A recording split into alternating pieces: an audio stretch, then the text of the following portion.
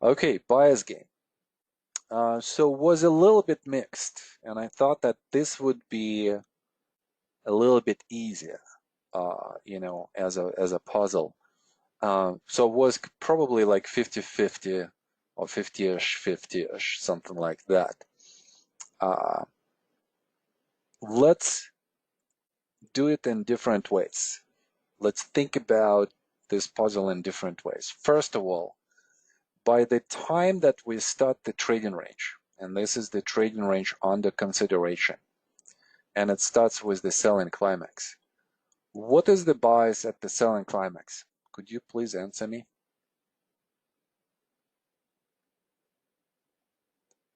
At the selling climax, what is the bias?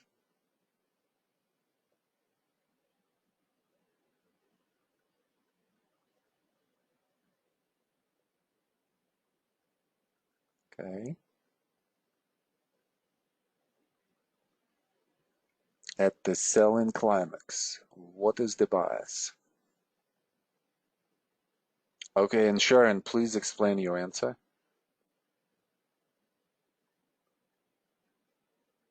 All right. So everybody is saying down, down, down. Sharon, what's the answer there? So what's going on there? So why are we saying that this is a down bias at this point? We have a low low, a very clearly defined low low, and on a short-term basis, we're definitely in the downtrend. We have lower high, lower high, lower low, and lower low. We are in the downward bias. Was there a lot of selling? Was there selling? Looks like there is selling here, looks like there is some selling here, and then there is some more selling that has produced a synchronicity of the effect and the result, and there is an ease of movement with which the price moves down.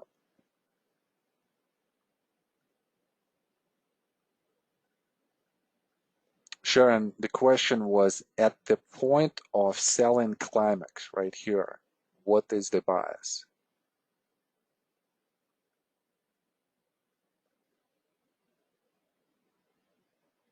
So that was the question, if we're still there. Okay, so at this point, at the climactic action, we are in the downward bias. So our first assumption that this trading range is a redistribution. And then we need to prove it otherwise, that this is not a distribution.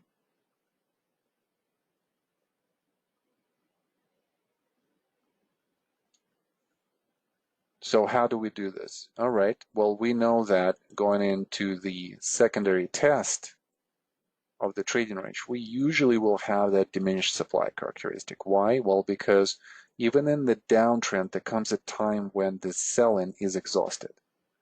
And the selling has been exhausted for different reasons, actually for two. The first one is that it's just exhausted because they sold and they sold and they sold, and now they are not selling. They just sold whatever they wanted at the price that they wanted, and now they're done.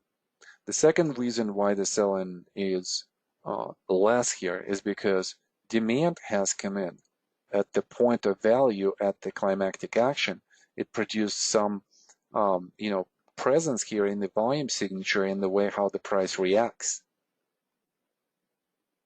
And therefore, supply has been damaged a little bit. It has been absorbed. And therefore, we are expecting some kind of rally. So in the environment that is to the downside, when we look at the rallies, the key for us to understand is how does the rally behave? Does it overcome the point of aggressive selling? And could it kind of like test that point, stay there, and then continue with the move to the upside? All right, well, what are the points that we would consider here are being, kind of like aggressive points of selling?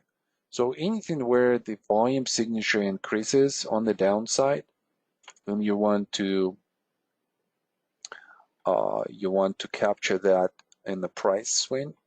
So here is your first zone. And then you're going to have your also second zone right here on the way down, and this is like the whole trading range that you have. So your OBOT and then your fair value.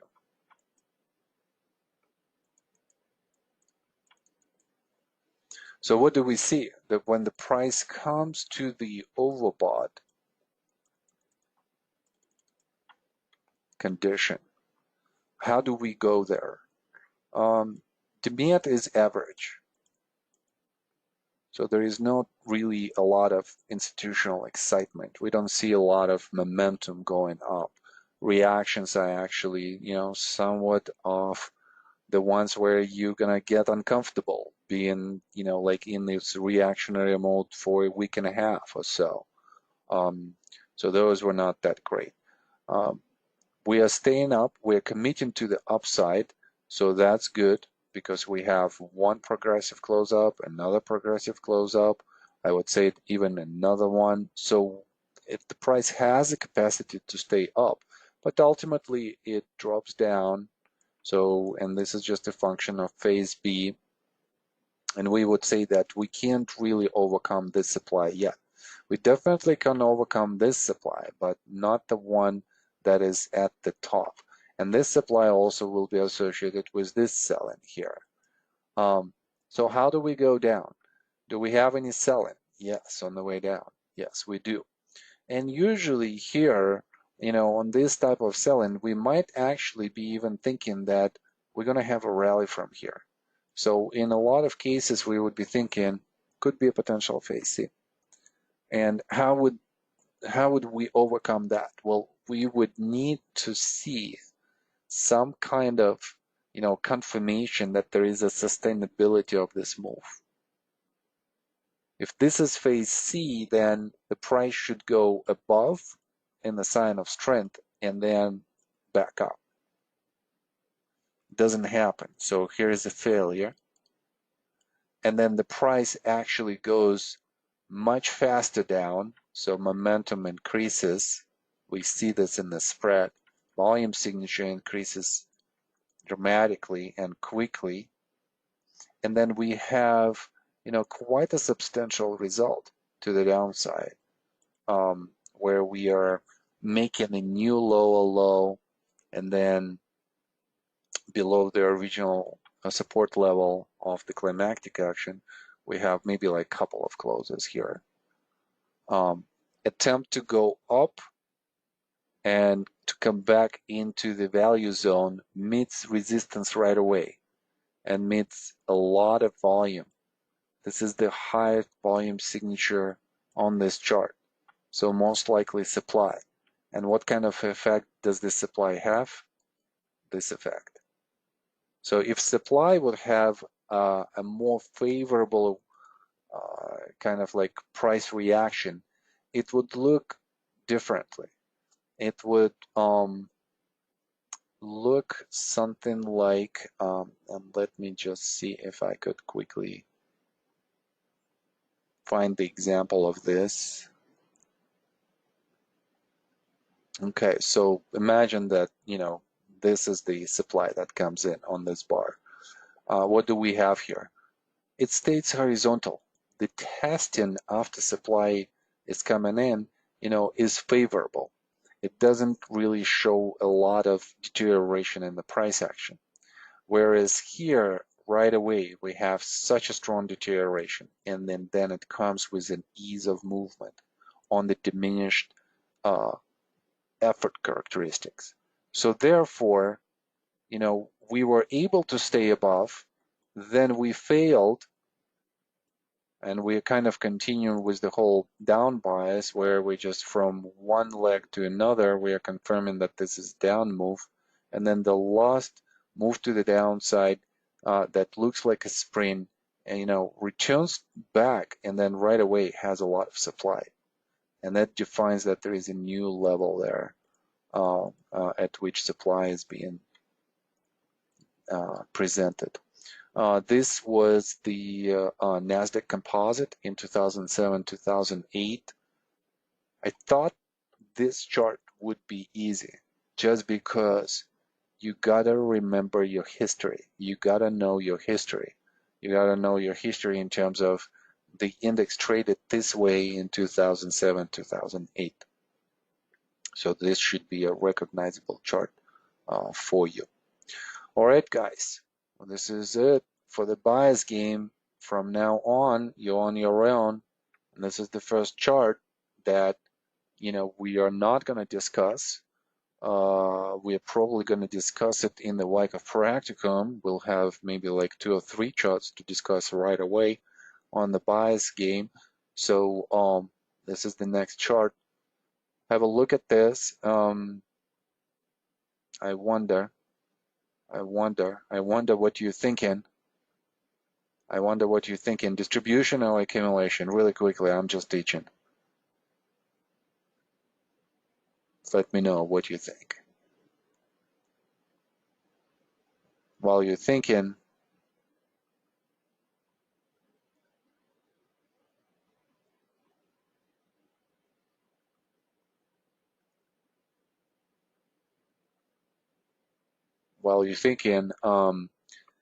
we are going to have the bias game over the holidays. So just go to Twitter and you will find that. There is a poll. You could participate in the poll, and then on Fridays, usually the solution comes. All right. So what do you guys think? Accumulation or distribution? Any takers on this? And by the way, thank you for sending me your score card on the bias game. I think it's important to keep it. And some of you just, brilliantly, going through the bias game, and your percent is really, really high. Some of you are still, kind of struggling here and there, and if there is some kind of frustration about that, I think that the key is just to kind of understand that you have to go through this grind. At the beginning of your studies, you're going to be more wrong than right because of kind of how you are at the beginning of this journey. And then you have to acquire this new thinking, this new mentality. And once you do, then, it's going to be a habit, and you will acquire this habit. So that's why habituating in this thinking and the mentality, really helps. All right. We're 50-50 on this one. We have 50-50. All right. Well, we're going to look at this when we come back for the new semester. All right. Next question. This comes from Dimitri. Let me see if Dimitri is here. Yes.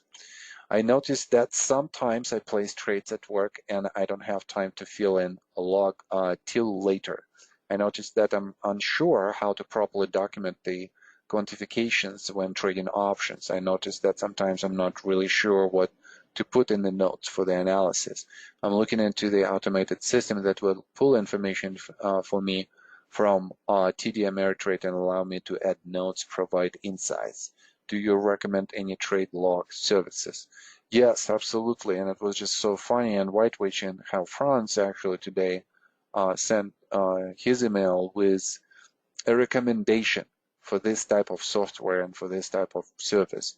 And he's showing us here how he's looking at the gold miners juniors stocks, and he could connect it to the charts, specific charts and specific time frames, and then have the journaling, meaning each day he could fill out his thoughts on what's going on. Okay, well, I'm going to show you from a slightly different perspective. This software that Franz recommended, we actually discussed in the June special, Trust the Process. So I'm going to show you the slides from there. This is a trade management software. You have the capability with this software to bookkeep and also to journal, which is very valuable, and it's called TradeView. So at the time, I kind of like was playing around and trying to figure out, how to get the positions in there. I'm not using it at this point. It just I'm kind of like populating everything in the Excel spreadsheet, which you could use as well. But this is something that is so easy. Why not use this, right? You could automatically upload all of your trades from the majority of the brokerages, um, or your broker's accounts, or you could do this manually. So either way would work. You could look at your position, look at the charts,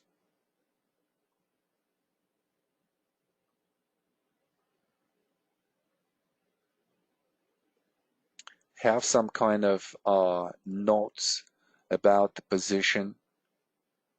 So here I'm saying long-term position in Shake Shack, looking for the breakout. Long-term resistance target is around this area. It went to actually 108. Add on the way up during meaningful consolidations. It's actually very interesting how I keep saying this to myself and then I keep not doing this. So something to catch as a mistake. You know, this is exactly why the notes are so valuable. I would not even remember that I, had this intent to add to the position, that my exit goal was at 96, 97, close to 100, even though I exited, I think at 92 or even maybe slightly before, like at 90 or 89. Um, that's why it's so valuable. Coming back to that trade and just like revisiting the notes, what was the thinking? Then you could have um,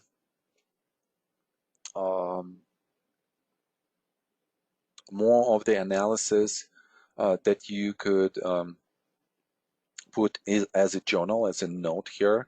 So for instance, for each of the position, I could write down some kind of synopsis on what has happened during the week, also for the market as well. You could import it from any of the broker. In this case, TD Ameritrade even is being used. All right.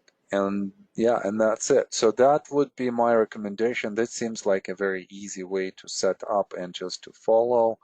Um, I think that at some point on our website, we're going to have something similar to this, but it's going to be extremely like Wyckofian oriented type of process. All right, next question. This one comes from Simon.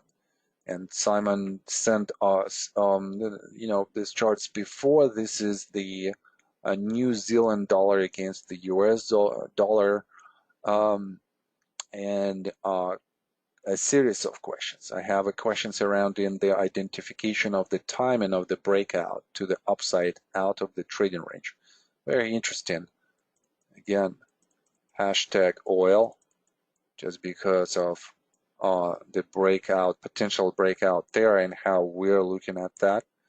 So specifically from the blue arrow from November 19th, which is here. Right, and then this is what, 1 day, 60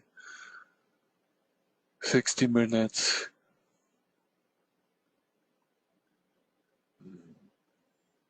And then this is 60 minutes as well.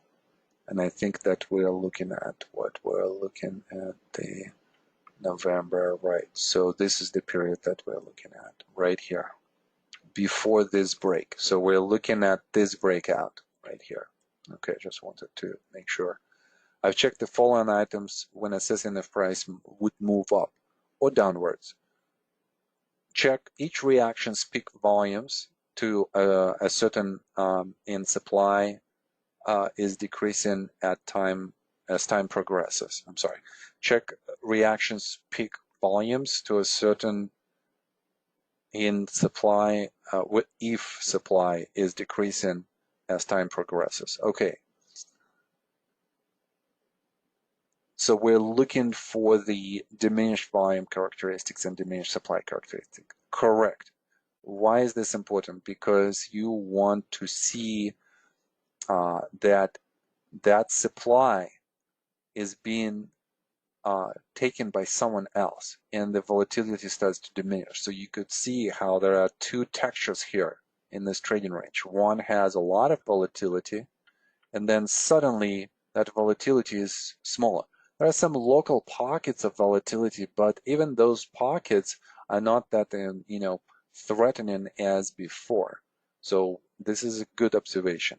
For each reaction, check each fragment of price, spread, and volume if it makes an intermediate swing low as part of the largest reaction to a certain and supply is decreasing. Okay, yeah, so basically we're kind of like looking for that progression of the buy, right? So Simon is basically saying that there is a progress of buying with the diminished supply characteristic for each of the reactions. Yes, we could definitely do that. Check each swing low to see if supply has been observed to see if price would move up without resistance. Okay, check price structure strength, higher low being created and higher high, but at minimum higher low. In my assessment, I would expect the price to move out of the trading range around November 25th. Okay, where it has low supply, but the trading range continues for some time further. I'm still a little bit confused with the application of action test confirmation.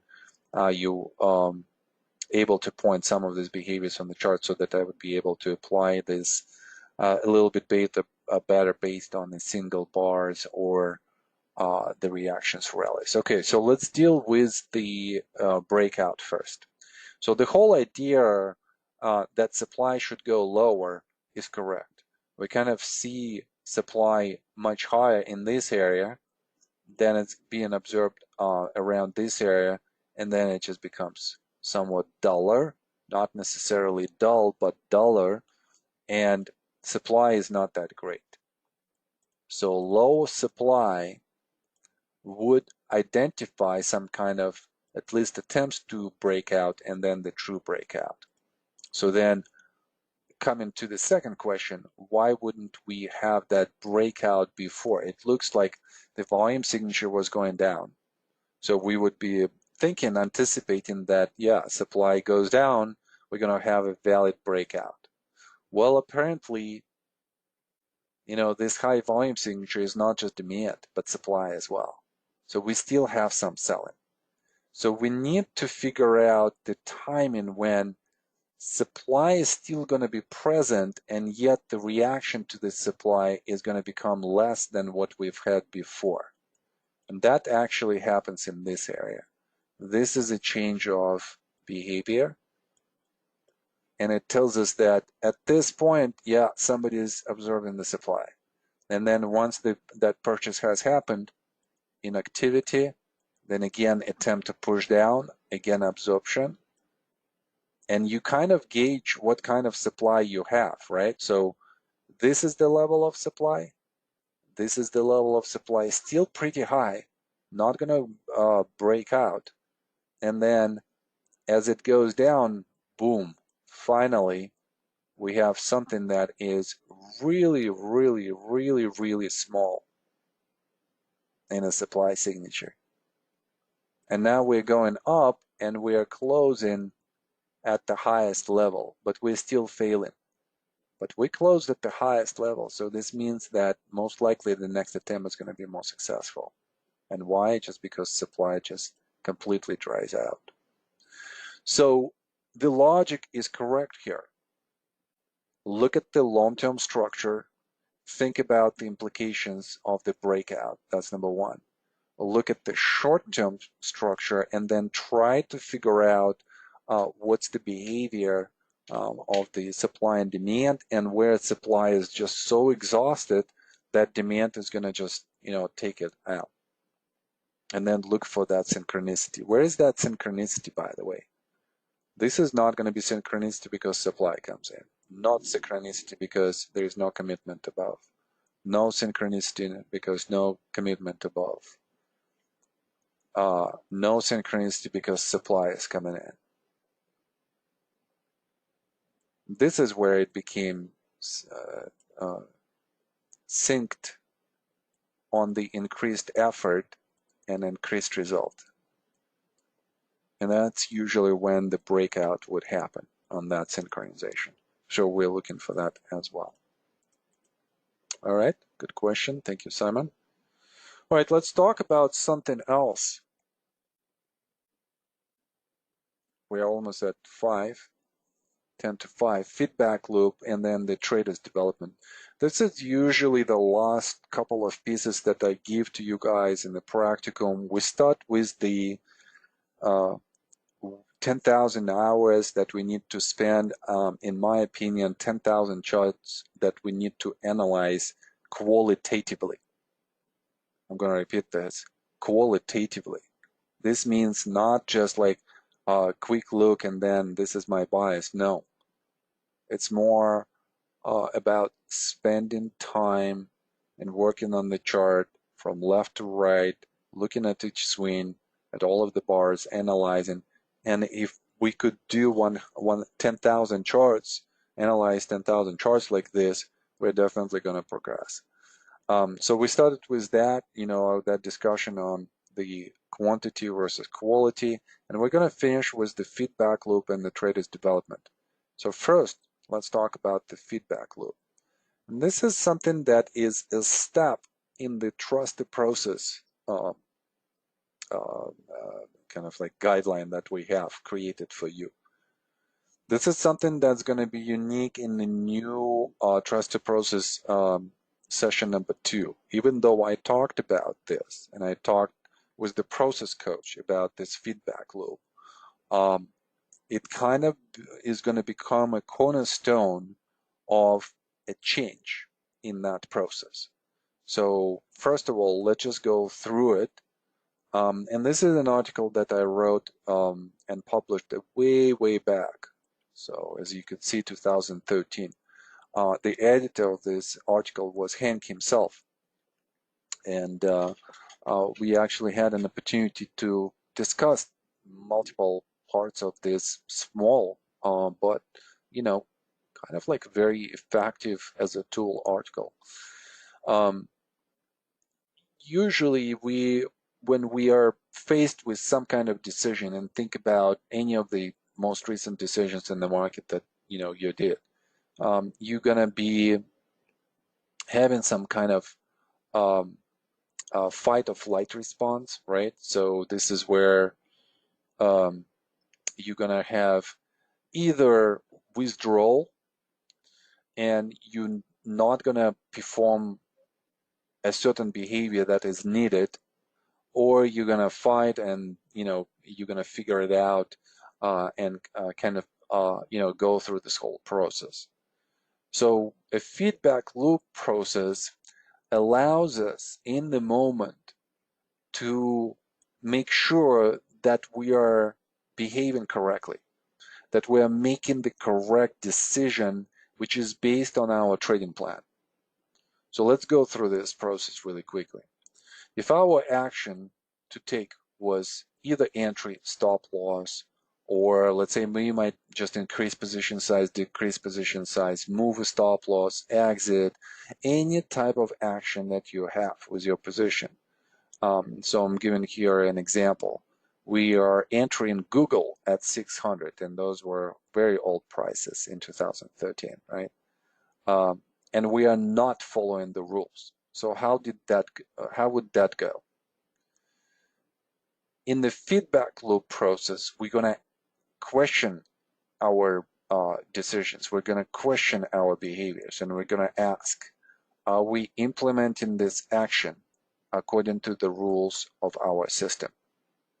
Do any other rules contradict our action?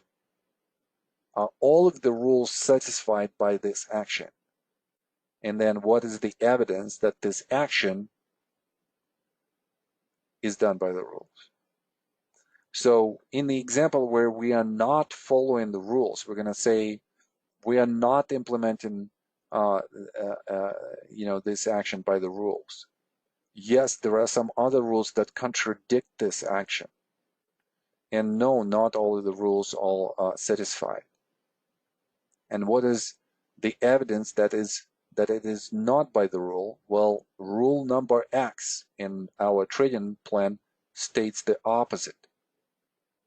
So in this step, if we're doing it incorrectly, and you're asking yourself this question before you make that trading decision, whatever that decision is, you can catch yourself in the moment and become aware that you're doing something wrong.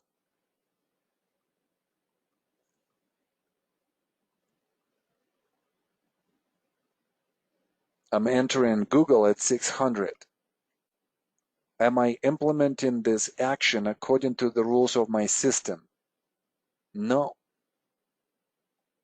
Okay, wow, I'm not doing this by the rules. Then why do I want to do this?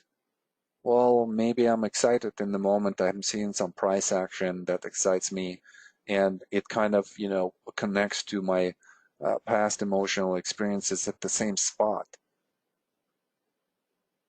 And unconsciously, I am getting excited that, maybe I'm going to have a profitable trade, so I'm jumping in. This is an unconscious way of trading.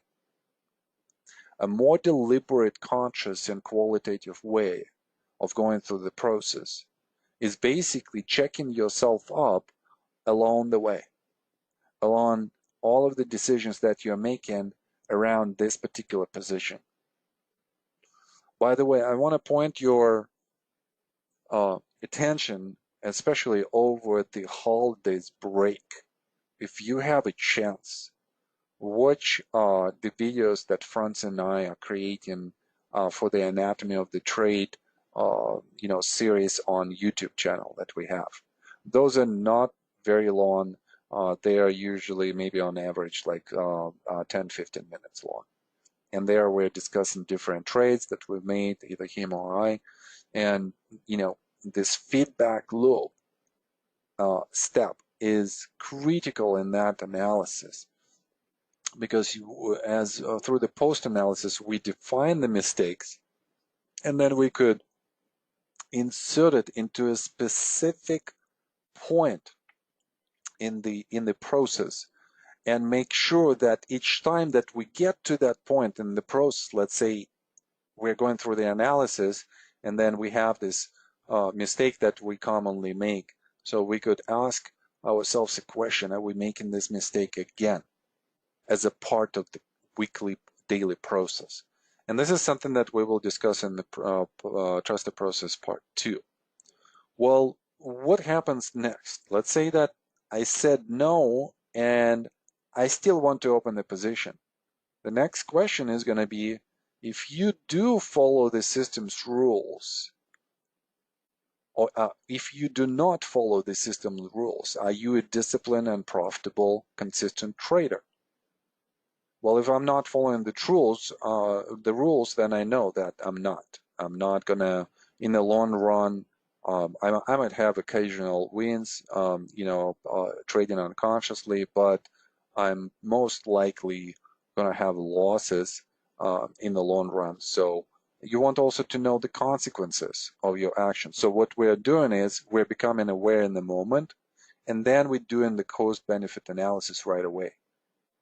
So we are identifying that, yeah, I'm not going to be successful. So there is an identity question there, and then benefits and cost.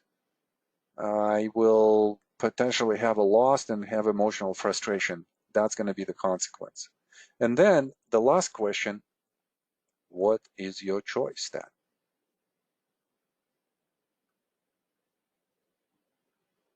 I'm actually okay, and I tell sometimes, students in the private sessions, if you're gonna take this decision against your rules and you're fully aware that you're doing this, and you are also aware of the consequences, that it could be a loss and it could produce an emotional frustration, and you're still okay to go for it, I'm actually okay with that.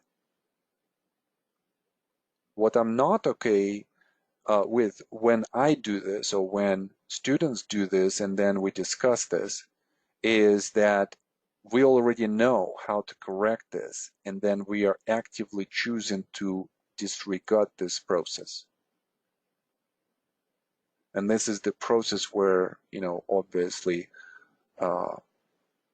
we are creating so much value for ourselves in the way how we change the behavior. We can abort the entry and wait for the system's signal. And that way we will avoid this loss. But not only the loss, if you think deeply about what you do here with the feedback process, is that you're not just avoiding the loss. You're avoiding the repetition of the behavior that forms, the identity of who you are as a trader, and more so than, as a person as well. If you're consistently making the mistake and then producing a loss after loss after loss, how would you think about yourself? What kind of trader do you think you are, as a conversation in your head, as a self-talk conversation? What kind of answer you're going to have to that? And then how could that spiral into something even worse? So you could see how our behaviors produce our actions, produce consequences that spread out not just in trading, but, throughout our whole life. So therefore, it's extremely important for us, to make sure that we're going correctly through the feedback loop process and we're confirming correct behaviors. In this example, exit Apple at 400. We are following the rules in this example. Are we implementing this action according to the rules? Yes. Are there any other rules that would contradict this action? No. That's we double checking. All rules satisfied, triple checking, yes. Then what is the evidence that this is by the rules? Rule X of my trading plan confirms the validity of the exit action. 4 times we're confirming the same thing. Why? Well, because we are so stubborn as people. We are so set in our ways and it's really hard to change. Very rarely I find people in life that change easily. It's their characteristic, there are quick changes, so but for a lot of us, we need a lot of repetition. We need to break that habit. So we need to make sure that we're, repeating this multiple times. Okay, well, if all of this by the rules, and if I do this, then am I going to be a disciplined and successful trader? Yes, you will be. That will be your identity. And then what would be the consequence of my action and my identity like this? Potential win, consistency of your system implementation, but also emotional comfort and confidence that comes with this. And then what's the choice that I'm going to make? Proceed with the action, exit action. And then whatever this is going to bring you to, whether it's going to be a win or loss, that's already for the post-analysis. All right, so what do I want to do with this for you guys? I just want you to read this article, and I want you to think about how you could incorporate this into your trading and into your process. And I want you to keep in mind that, going into 2020, first quarter, we're going to have Trust the Process 2. I want you all there. This is going to be something that we're going to establish, and there is something that is very, very exciting that's coming up, with that particular product. We're gonna have a group that's gonna be dedicated to the process, and that's all what I'm gonna say at this point. But very exciting. Okay, and then the last piece that I usually would give at this point is the table for the traders development. I have created this table back in 2010, 2011. This was on my previous website, if you guys could believe this. It was called Coaching Trading Success. And I was trading a lot at that time. And the most important skill to me at that level was just the mental, mindset. So I was working a lot on that, and that's why, my coaching actually came from that first. And then, Hank invited me to teach Wyckoff method, and then it kind of like took over. Um, what are we looking for here, in this table? We just want to recognize where we are. What kind of trader are we? And we want to understand where we want to go. You look at this from the different level. You also look at it from the point of, consciousness that you have, and from the concept of being, doing, and having, right? So being is obviously being the highest level concept, and having is the lowest. So at the beginning, the beginner is always going to be kind of like having a low self-awareness, just or not necessarily generally, but in most cases, that would be a case as well, but specifically as a trader. There is no self-definition as a trader. There is usually a mindset of getting rich quickly, being overwhelmed with the information, and doesn't know how to approach trading. So if you could remember, yourself during those first months of trading where you could potentially have been with that type of mindset. Obviously, no methodology, so it's still in the process of searching for the methodology. Obviously, no backtested trading plan. Um, um, and even sometimes, in a lot of cases, no trading that is being done.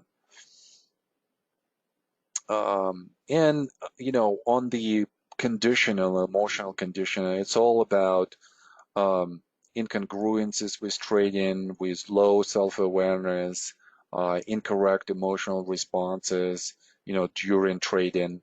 There is no daily routine. And as a result, either no trading, major losses, or occasional wins. And I think that all of us have been there, right? So where am I, let's say, relative to where I've been, from this first column? Okay, so let's see. I would say awareness of self is present for sure, and sometimes I get to this level.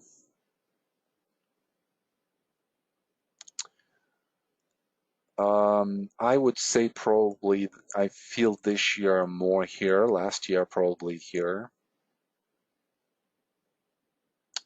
Definitely feel this, definitely know this, definitely know this. Probably here. This is a really hard state for me, so I'm kind of, awareness of awareness is being an observer of the observer. So I've been practicing this, but not lately, and my state is obviously not there. So I know that there is a lot of thing on the awareness that I still have to work on. Yes, I would say this, and I still need to work more on profit management. And you could see this from the anatomy of the trades even today, as we were recording this.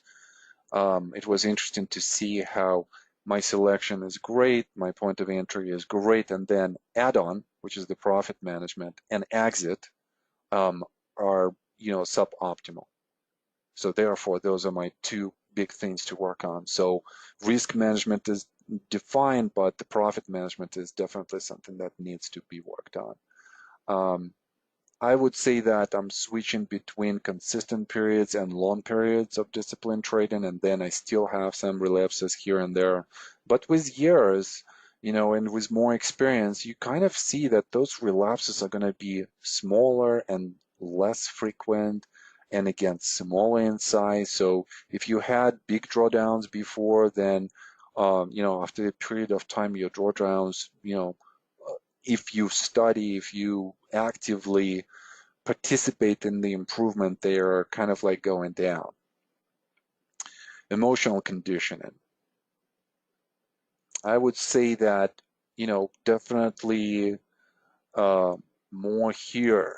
I wouldn't say that, my conditioning is almost automatic. So still, I have to be in the process of, reading my, uh, uh, you know, newsletters on the mental state in the morning.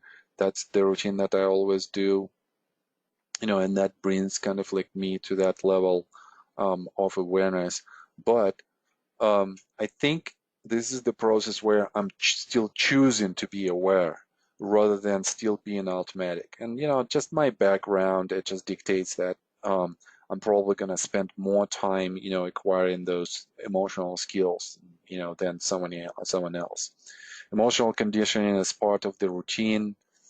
Um, so right now, probably again, I'm jumping here, and right now, just my life is extremely hectic, um, and I would say that I'm probably even just sometimes here. I would say that here I want to reside the majority of the time, and I am majority of the time, but then I'm kind of jumping slightly ahead, and then sometimes I'm just getting tired, and I'm aware that I need to be better conditioned, but it just does not happen. And you have to be kind of realistic and straightforward with where you are and be extremely honest. As a trader, as a successful trader, that is one of the characteristics. All right, then responses. I would say between this and this. So kind of like very, I'm feeling more and more unconscious about how I'm mentally responding, to trades. I don't have big emotional response, whether it's a win or loss, even if it's a big win or if it's a, larger loss than usual. Usually that's just kind of like not spacing me out at all. Daily routine. So definitely developed, probably needs to be a little bit more a part of self. So this means that the routine has to be um, developed a little bit more, and consistency has to be a little bit more there, but definitely here. And then the results, definitely it's a choice. Definitely, I have consistency. Um, there are some periods where I'm extremely consistent. There are some periods where I'm inconsistent. And I think that there is a definition of the market that kind of plays with me. So there are certain market environments where I'm more consistent as a trader. And I think it's also a function of how I studied for that particular period. So usually those are going to be trends. I'm more consistent in trending environments, but that's very natural. And then obviously during the trading ranges, we're going to be less consistent. So that's how it comes. I would say somewhere here, something like this, I still would have some drawdowns. Those are highly associated with the selection that I have on the momentum side. So uh, usually when there is a counter reaction, all of the momentum stocks are going to produce, some kind of drawdown. So those I regularly go through and regularly kind of like think how I could mitigate those. So one of my mistakes, getting out earlier out of the position with the, more size than needed, is all about that. So kind of like looking into this right now. So you could see, and you can kind of like define where you are predominantly in what column. So obviously I'm putting myself here into the advanced columns, but at the same time, I'm realizing at any point of time, I could jump back and I could regress, I could relapse, and it's extremely important to, stay humble, stay honest with yourself, and try to figure out what's next, right? So I know for sure what I need to do. I need to be more consistent with the process, and then this part will take care of itself. And then obviously this part will take care of itself. So more of the routine on the top of what I do. And I want you guys to go through this yourselves and kind of like go through the table uh, one column at a time and just think about, how the development happens here, and then try to identify where you are.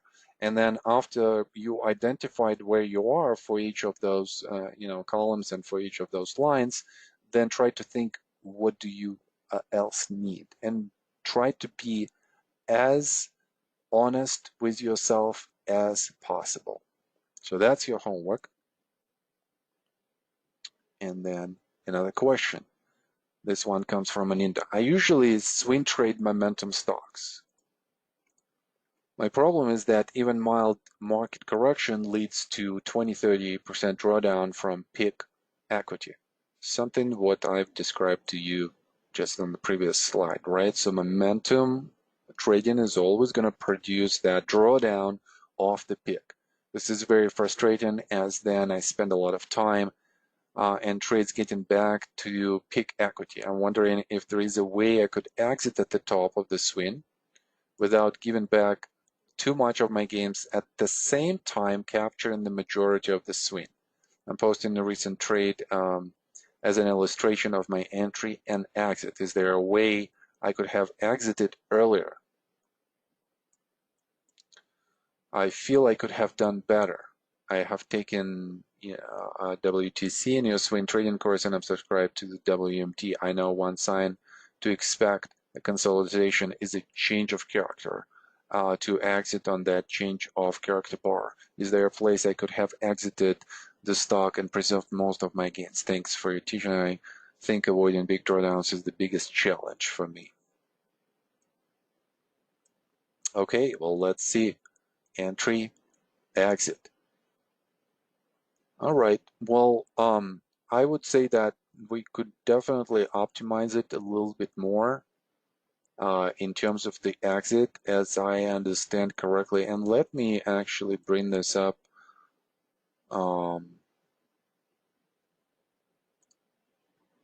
in stock charts.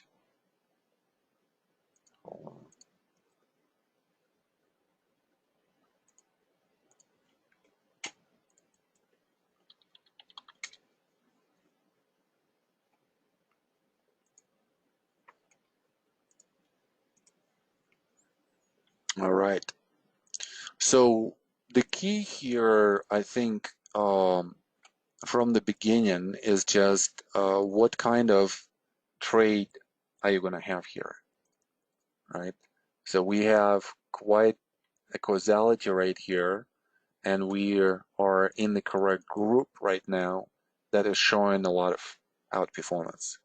So what is our intention? Is our intention for a short-term swing trade, the one that we're having here, or is it something where we want to catch a much larger move? So I'm going to assume here and into that the intention was the short-term swing trade, just because how you exited, suggests that it was a short-term. But as you could see, we're probably going to go even higher from here. Okay, so how would we deal then, if this is such a short time frame that we have, how would we deal with the exit? Well, first of all, I want to recognize and I want to take a bow for the trade itself. I think this is a really good recognition of the breakout. Supply is coming in, but look at the test. The test is very favorable with the movement to the upside. So we are expecting the continuation of momentum to the upside. We also expect that the momentum is going to fade at this point, and that we're going to have more of the laborious move up than we've had before. So at the first signs of deterioration, we should get out. Where is that first sign? Right here on this bar. And then this is just a sign of weakness. So we want to get out on the way up. So this bar right here, this first red bar, this is going to be the bar that confirms a lower high plus reversal, and that would equate for the exit. So you would optimize your exit a little bit better than, let's say, here. Alternatively, you could just exit at the close of this bar itself also a good exit right there. Another suggestion is just to maybe even go to, let's say, 1 hour and just try to find something there in terms of the exit. And it's probably going to be close to the exit that we saw on the daily because they're just so closely connected.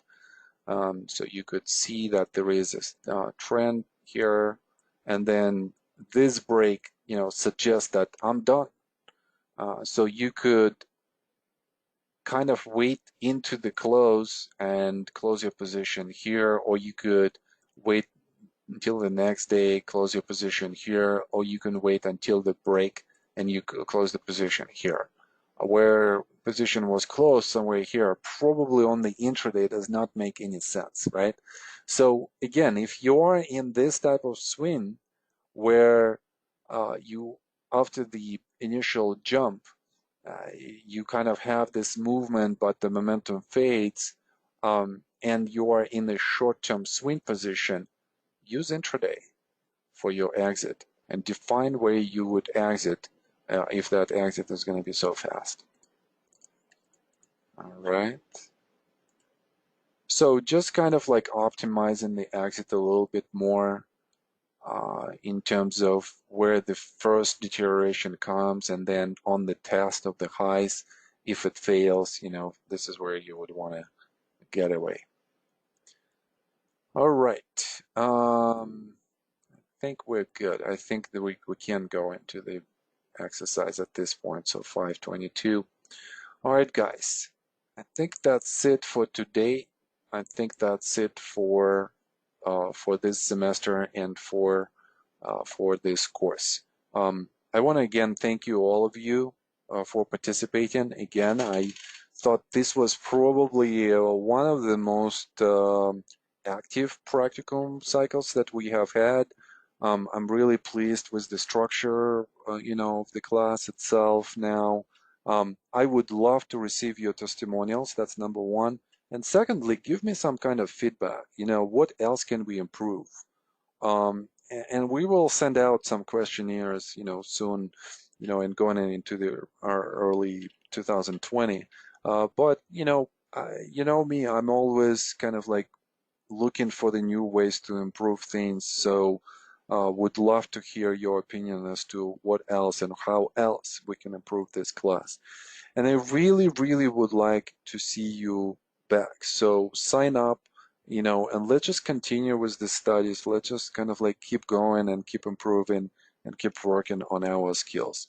With that, have a wonderful holiday season. Health and wealth to you, your families, and to all of the people that are in your circle. Um, I really appreciate all of you as members of our community and as members of this class. It was a lot of fun. And hopefully we will reconnect, at the beginning of the new year. With that, guys, thank you so much, and I'll see you in the new 2020. Thank you, and bye-bye.